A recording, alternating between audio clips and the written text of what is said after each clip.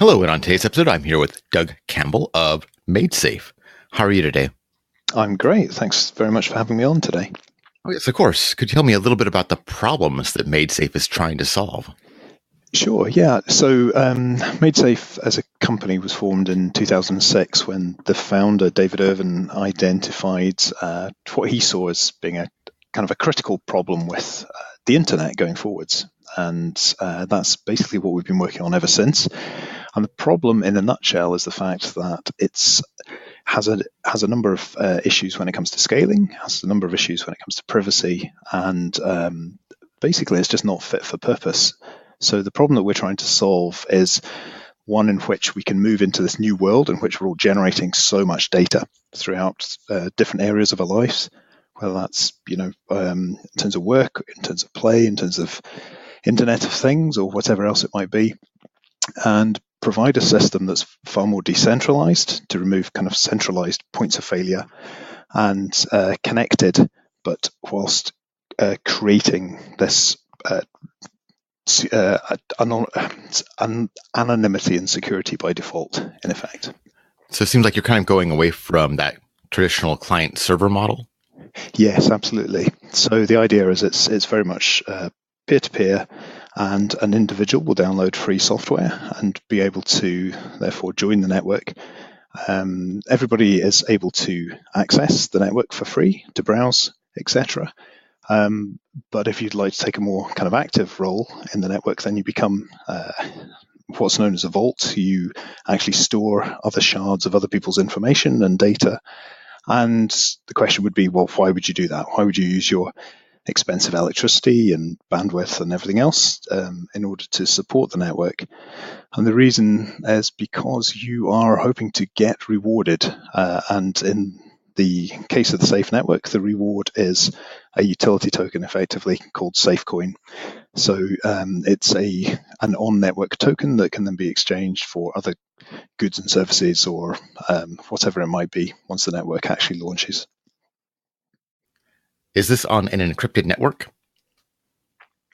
Yeah, so every piece of data that's uploaded to the network is actually encrypted before it hits the network, if you like. So at no point does anybody else other than the user himself, herself, or itself have the ability to decrypt that. Once your data goes onto the network, it's split into a number of pieces, and at that stage the network itself takes over. And we always talk about the Safe network as being the world's first autonomous data and communications network, which I think means different things to different people, but basically it means that the network is deciding exactly what to do with all of the shards of data, and it's the only one that ever knows what's going on. So it's not like there is a central organization that can be hacked or surveilled by, whether that's for whatever reason, government agencies or etc. The data will just be spread all around the network, and as I say, one individual has the right to recover that. So most of us are pretty familiar with how Facebook and Google kind of spy on us and gather information about us, but I don't think people are quite aware of how much the ISPs around the world are really spying on us. Yeah, absolutely. So anywhere that data is going, it's being copied. Obviously, it's being shared, and different entities have different motivations for looking at that data or directing that data or telling other people about what sort of data is passing through their hallowed portals in many ways. So it's crucial, really, I think, going forwards, that we start to stop the situation that's developed to this point in time, which is we've just been very happy to date to hand around our personal data, or maybe not to think about where our personal data is going and who's actually going to receive it, and be able to therefore use it. The whole point of this is it's a paradigm shift whereby these companies will not be able to do that by default. Now, of course, going forwards, there's nothing to say that together we'll, for some reason, believe that surveillance or advertising or whatever it might be is actually a good model. I can't imagine that we will do this, but in certain cases there might be people that do want that, in which case that's absolutely fine. But The point is that at a basic fundamental network level, that capability is not there because of the encryption, because of the privacy and the security. So by removing that, it gives others the opportunity to opt in rather than to just have their data surveilled by default, if you like. So how does this exactly work? Do I download like a new kind of browser? Yeah, so you would download, at the moment what we have is the Safe browser, and there has been discussion over the years about whether or not we would have a browser which you could also use to access the ClearNet as well as the Safe network. The position that we've taken is that whilst obviously there's some benefits in terms of usability, etc., to going down the joint route, but the risk of somebody making some kind of terrible error whereby they were on the ClearNet and suddenly started believing that they were on the secure, safe network and started sharing information that they shouldn't have, it could obviously be pretty damaging going forward. So our decision has been to keep the two entirely separate. And if I want to host content, do I use that same application? Yeah, going forwards then, at the stage we're at the moment, we're in Alpha 2, so we don't have the vaults out and working at this point in time. Previously, we've run tests where that is possible, so we know how to do it. It's just a case of putting things in place in a certain order. So at that point in time, yes, you would be you'd decide to run your own vault. You'd download the free software because obviously everything's open source, as you would expect. So, or at least I hope people would expect. Perhaps people are perhaps thinking there's more of a business model to convincing people to pay a price for security and privacy, but no, absolutely not. The whole point of this is that it's open source so that anybody can join in ultimately, and everybody will be able to be part of the new network, because I think that's the only way in which we move towards a kind of model of global participation. I think there are definitely people who pay for or are happy to pay for privacy and security, but we really want to make this a paradigm shift so that people are using it without necessarily being driven by those same concerns, I guess, because I think we see that all the time as well, don't we? We see, you look at the recent Facebook Cambridge Analytica story, and there's so many lessons to be learned from that. But I think one of them is the fact that Facebook, with its 29% of the world's people, and if you take the numbers of monthly active users, how many people have actually stopped using Facebook as a result of what happened and the sort of the scandal that erupted with Cambridge Analytica? I suspect is not very many, and part of the reason is because of the existing internet and the existing business models that require this kind of siloed approach towards data. So one of Facebook's huge value, parts of its value is the fact that it owns your data. You can't just pick that data up and take your friends, take your likes, take your activities and go elsewhere. Whereas on something that is decentralized, such as the Safe network and the way that we're building this, and also it's very compatible with Tim Berners-Lee's Solid project, which you might have come across, but it's to do with linked data and the way that data can be shared online. Then we have the capability of being able to have a system whereby you could have a Facebook, for example, where if the scandal such as Cambridge Analytica came around, everybody could go, well, actually, no, I don't want to support this company. I don't want to use its services anymore. On the Safe network, all you do is you simply deauthorize that application, in this case Facebook, and you would move to a Facebook competitor. But the exciting thing is that on the day that you logged into the competitor, you would immediately type in your details, whatever, you would go through, and all of your friends, all of your likes, all of your activities, etc., would all be already there waiting for you. because the application is merely the view on the data that you own.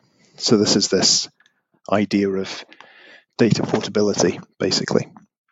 And it's it's a different way of looking at the world, really.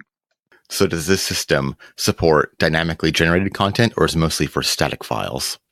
No, I mean, every piece of data that goes up onto the system is permanent, so it will always be there. Okay, so mostly then static files.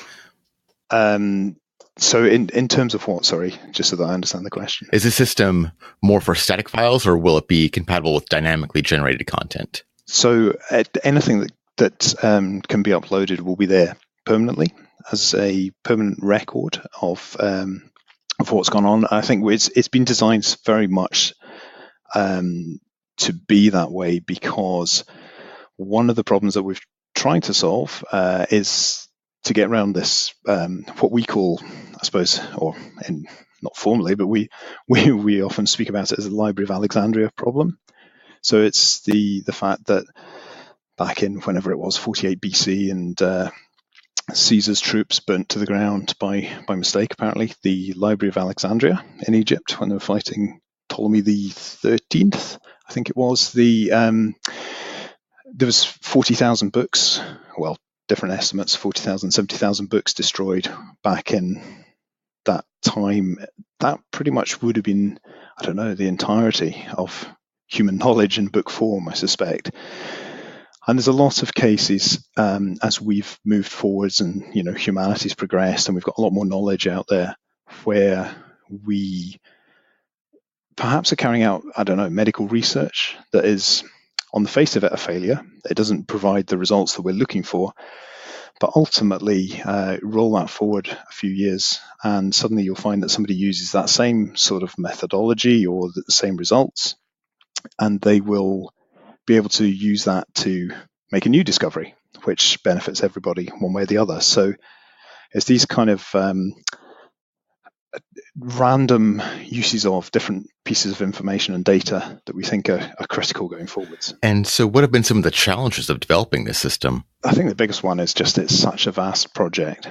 So redeveloping the internet effectively, depending on how you define that. But it's we're looking at doing many different things here. And the vast majority of that has been inventions. And obviously it's almost impossible to put timescales on inventions. You know where you're trying to get to, but you've got to actually go through the woods, dig into the weeds and be able to flush through what that actually looks like in practical terms. So I think one of the challenges that is absolutely the timescale, because there's so many different parts to building the network itself. From the vaults to the coin to the farming, privacy, whatever it might be, the communication between peers. So I think that's the biggest one. Obviously, one of the other challenges will be at the point that we launch is to see how many people we can get using it. Ultimately, one of the reasons I joined the project, I met David, the founder, back in 2014, just before the fundraising that took place, because I used to run the Scottish Bitcoin meetups and various other kind of decentralized cryptocurrency events in Scotland. And I always remember him saying to me, well, it doesn't really matter whether or not we succeed as long as somebody does. And I think obviously we would like to succeed because we believe that what we're doing is at the moment far beyond what a lot of other projects are looking at. And I don't mean that in some kind of intellectually superior way. I just mean that a lot of other projects are out there talking about decentralizing the web and the internet, but they're not using necessarily the core tenets of privacy, security, freedom throughout the parts that they are looking at. Whereas what we're trying to do is provide this full suite which covers the whole of a new internet. So that's definitely challenging. It's challenging to message that in a way that hits home, because we all use the internet, but we all have very different technical knowledge about what's actually going on in the background. And then I think also just the narrative, the conversation in general terms about privacy, security, and just data hygiene, if you like, going forwards has evolved significantly since 2006. So that's definitely helped, playing in our favor in that case. But we're keen to get this done and dusted as quickly as possible, because I think the need is growing on a daily basis for a network that is secure by default, as opposed to just the original internet, if you like, or the original web, which was built for connectivity. It wasn't built for security. So what are some of your plans for the future going forward? So in the most immediate future, the key thing is to get to Alpha 3, as we call it. And in Alpha 3 is the next stage in which people will be running, or will have the capacity to run decentralized routing nodes, if you like, from home. There's a number of things that are part of that whole journey, and we're getting very close to that now. A couple of months ago, I think it was, maybe 3 months ago now, we came out with a new consensus algorithm called Parsec, which stands for Protocol for Asynchronous, Reliable, Secure, and Efficient Consensus, which is pretty groundbreaking stuff, really. I mean, we don't have time to go into kind of the technical details, I don't think, today, but it's definitely a different approach that we, fingers crossed, from what we can see, from all the evidence that we have, is best in class when it comes to decentralized consensus, which is making sure that nodes all around the world can agree with each other about what happened and who did what in what order. And obviously that's got to be backed up by mathematical proofs and all this good stuff. But a lot of what we've done, we're kind of integrating that in now to the system. We get Alpha 3 out, and then in Alpha 4 we'll be releasing the vaults so people can start running these things at home. Then we'll get the test coin out, and at that stage we're just moving into beta, and hopefully in short course, or relatively short course after that, we will move on to going live. Well, it's a very interesting project. Is there anything that I should have asked you that maybe I missed? I don't think there's anything. This is such a vast project. It's like there could be any details for any of these parts. But I think what I'd say to anybody that's vaguely interested in this, or at least shares some of the same goals and aims that we do, is to perhaps go to our website, safenetwork.tech. It has a link. There's also, it's got a link to the forum, which is where it's community run, but that's where all the conversations go on about the technology on a daily basis. And it also, there is a document called the Safe Network Primer, which again was written by the community. We have a fantastic community that have been around the project for a long time, and it's good to see it grow on a daily basis. And they pulled together it's about a 30-page document or so, a PDF that you can download, but you can also just go to our website. I believe it's www.safenetworkprimer.com, and that gives a really top-level view of the different areas of the network and what basically it's a good jumping off point to go and dig into other areas. I'll make sure I have all those links in the show notes. Thank you so much for coming on the show today. Well, thanks very much for your time. You are a podcast listener and you're interested in crypto. Otherwise, why would you be listening to this show, right? Have you tried looking for new crypto and blockchain podcasts to listen to? If you've used Google, then you've probably found a whole bunch of clickbait articles. Top 10 lists that just list the same podcasts over and over again. And most of those podcasts aren't even active anymore. If you use iTunes, then you probably got a whole bunch of irrelevant results. The iTunes search function is absolutely awful.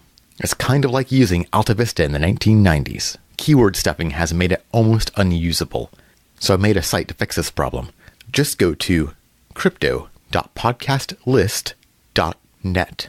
On the site, you'll find a comprehensive list of all the active podcasts covering the blockchain, cryptocurrency, and other decentralization technologies. This is not a curated list of my favorite shows. This list is intended to be complete.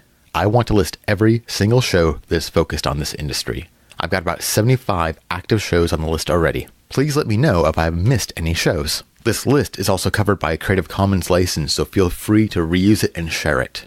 Check out crypto.podcastlist.net if you are looking for new crypto and blockchain podcasts. And if you have your own show, please check and make sure you are listed. Once again, the site is crypto.podcastlist.net. Please check it out and tell me what you think.